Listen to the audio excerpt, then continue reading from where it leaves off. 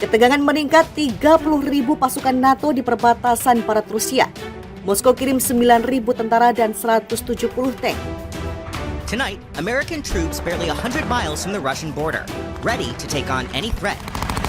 Running through drills in Latvia alongside NATO allies, preparing for a range of battlefield scenarios. I never thought I'd be able to train with NATO allies like this. It's a decades-old mission with fresh purpose.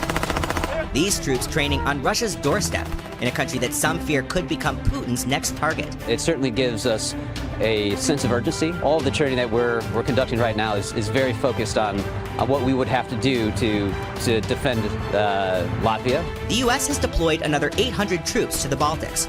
They're among roughly 100,000 U.S. troops now in Europe. So the experience gets your heart pumping. After Russia invaded Ukraine, the U.S. moved 20 of these Apache attack helicopters from Germany to here in Latvia to shore up NATO's defenses. Paratroopers here are practicing urban warfare, like the kind playing out in the snowy streets of Kyiv. Putin has called NATO's expansion into Eastern Europe a threat.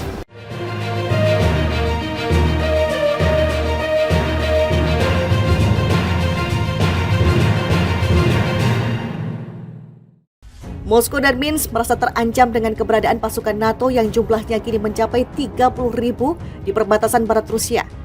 Merespon manuver NATO, Rusia dan Belarus mengumumkan pembentukan kekuatan militer gabungan bulan lalu yang dikatakan mencakup beberapa ribu pasukan Vladimir Putin. Presiden Belarus Alexander Lukashenko mengaitkan langkah itu sebagai ketegangan dengan Barat. Kereta pertama yang membawa tentara Rusia tiba di Belarus pada 15 Oktober. Menurut Kementerian Pertahanan Belarus, hingga 9.000 tentara Rusia dan sekitar 170 tank akan dikerahkan ke negara itu. Kereta pertama yang membawa tentara Rusia tiba di Belarus pada 15 Oktober. Menteri Pertahanan Rusia Sergei Shoigu mengatakan ancaman semakin nyata setelah NATO menambah unit di Eropa Tengah dan Timur, serta di negara-negara Balkan dan Baltik. Kontingen telah bertambah besar 2,5 kali menjadi lebih dari 30.000 orang sejak Februari dan mungkin bertambah lagi dalam waktu terdekat, kata Shoigu dalam sesi bersama para menteri dengan pejabat militer dari Belarus. Dia mengatakan bahwa konsentrasi pasukan Barat seperti itu menimbulkan ancaman tidak hanya bagi Moskow, tetapi juga bagi Belarus sekutu Rusia. Menurut Shoigu, pertahanan kedua negara adalah tugas prioritas dari Negara Kesatuan Federasi Rusia dan Belarusia.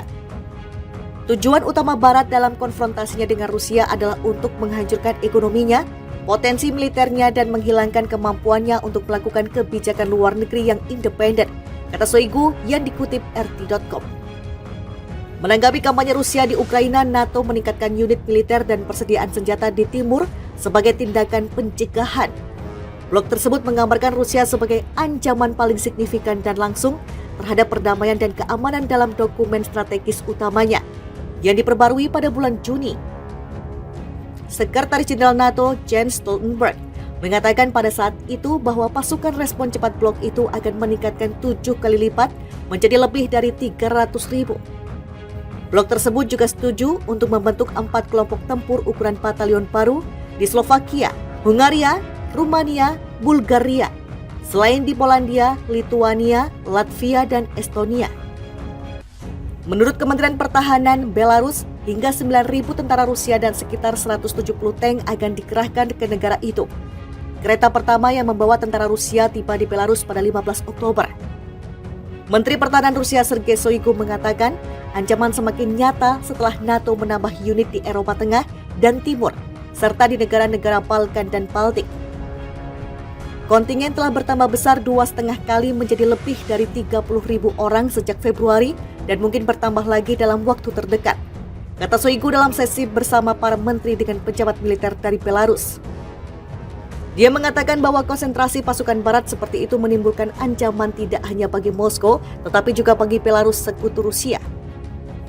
Menurut Shoigu, pertahanan kedua negara adalah tugas prioritas dari Negara Kesatuan Federasi Rusia dan Belarusia. Tujuan utama Barat dalam konfrontasinya dengan Rusia adalah untuk menghancurkan ekonominya, potensi militernya, dan menghilangkan kemampuannya untuk melakukan kebijakan luar negeri yang independen, kata Shoigu yang dikutip RT.com. Menanggapi kampanye Rusia di Ukraina, NATO meningkatkan unit militer dan persediaan senjata di timur sebagai tindakan pencegahan. Blog tersebut menggambarkan Rusia sebagai ancaman paling signifikan dan langsung terhadap perdamaian dan keamanan dalam dokumen strategis utamanya yang diperbarui pada bulan Juni. Sekretaris Jenderal NATO Jens Stoltenberg mengatakan pada saat itu bahwa pasukan respon cepat blok itu akan meningkatkan 7 kali lipat menjadi lebih dari 300.000. Blok tersebut juga setuju untuk membentuk 4 kelompok tempur ukuran batalion paru di Slovakia, Hungaria, Rumania, Bulgaria, selain di Polandia, Lituania, Latvia, dan Estonia. Menurut Kementerian Pertahanan Belarus, hingga 9.000 tentara Rusia dan sekitar 170 tank akan dikerahkan ke negara itu.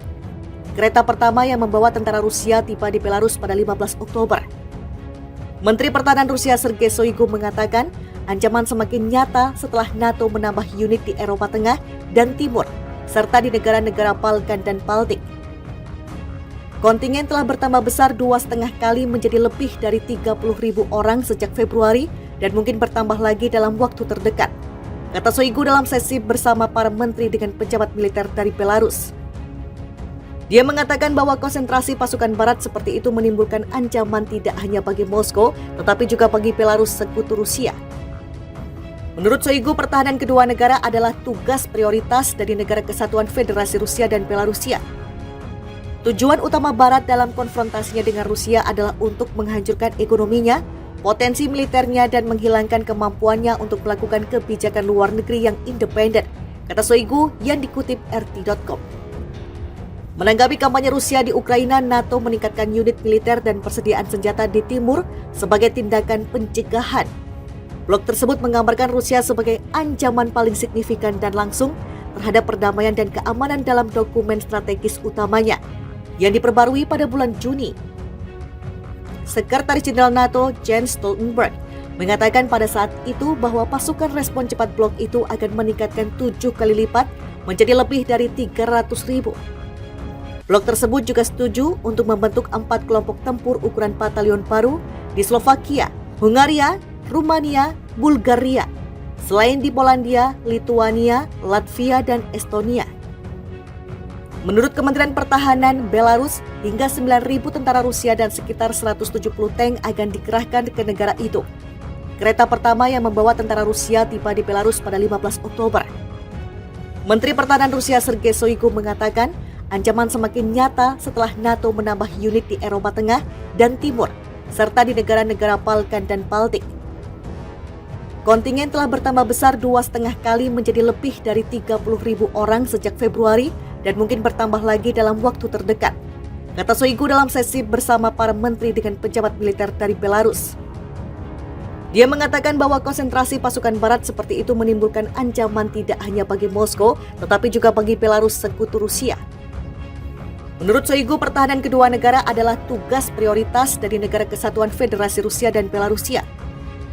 Tujuan utama Barat dalam konfrontasinya dengan Rusia adalah untuk menghancurkan ekonominya, potensi militernya, dan menghilangkan kemampuannya untuk melakukan kebijakan luar negeri yang independen, kata Shoigu yang dikutip RT.com. Menanggapi kampanye Rusia di Ukraina, NATO meningkatkan unit militer dan persediaan senjata di timur sebagai tindakan pencegahan. Blog tersebut menggambarkan Rusia sebagai ancaman paling signifikan dan langsung terhadap perdamaian dan keamanan dalam dokumen strategis utamanya yang diperbarui pada bulan Juni. Sekretaris Jenderal NATO Jens Stoltenberg mengatakan pada saat itu bahwa pasukan respon cepat blok itu akan meningkatkan 7 kali lipat menjadi lebih dari 300.000.